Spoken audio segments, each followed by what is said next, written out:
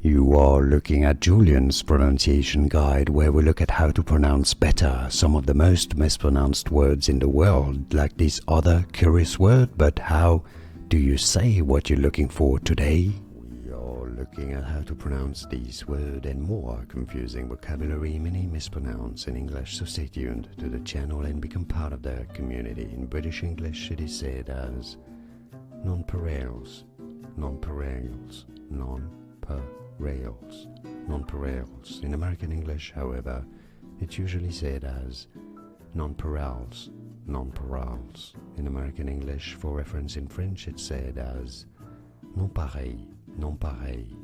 And now you know it all. Like this video if you found it useful. I appreciate your support, and thanks for watching. More videos for you here to learn more free correct pronunciations. Here are more videos on how to pronounce more confusing words and names too many mispronounced. Like this video if you found it useful. I appreciate your support. I'll see you soon, and thanks for watching.